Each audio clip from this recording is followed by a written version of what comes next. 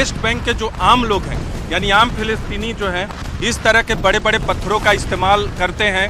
फिलिस्तीन Israel border पे हैं और देखिए कितने बड़े बड़े पत्थरों का इस्तेमाल किया।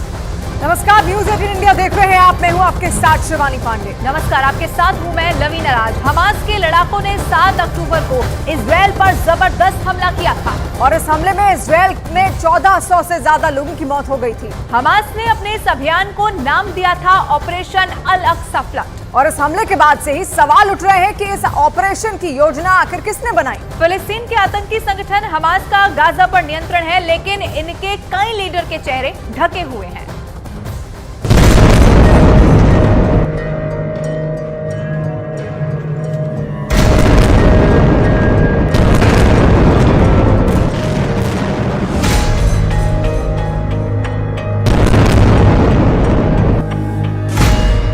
कौन है वो जिसने इजराइल में कोहराम मचाया?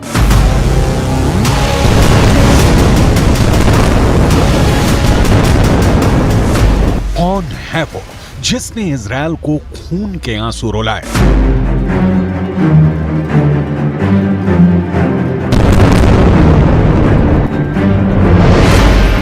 कौन है वो जो हमास को चलाता और कंट्रोल करता है?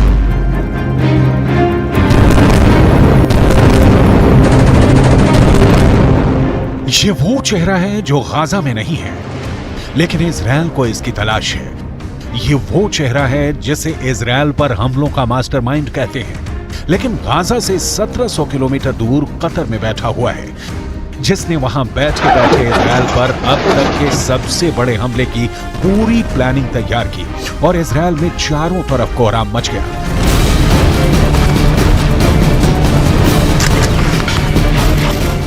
सात अक्टूबर की सुबह इजराइल पर हमास ने रॉकेट की बरसात कर दी। हमास के लड़कों ने इजराइल में कत्लेआम मचा दिया।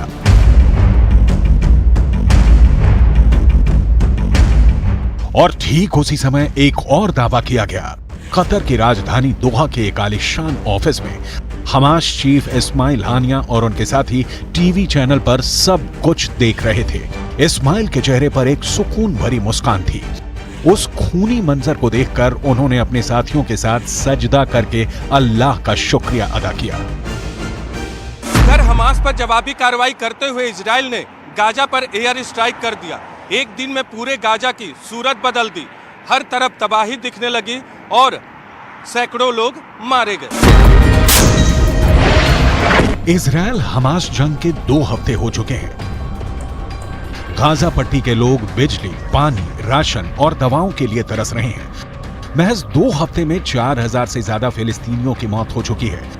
लेकिन इस जंग की शुरुआत करने वाला हमास चीफ इस्माइल हानिया कतर में आलीशान तरीके से सुरक्षित बैठा है।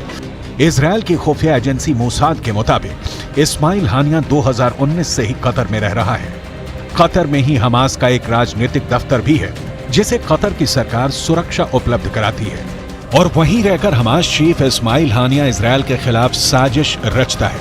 मतलब ये कि इजराइल से अपनी जान बचाने के लिए वो खुद तो कतर में है, लेकिन जिनके बूते उसने गाजा में अपनी सत्ता बनाई, उन्हें मरने के लिए छोड़ दिया है।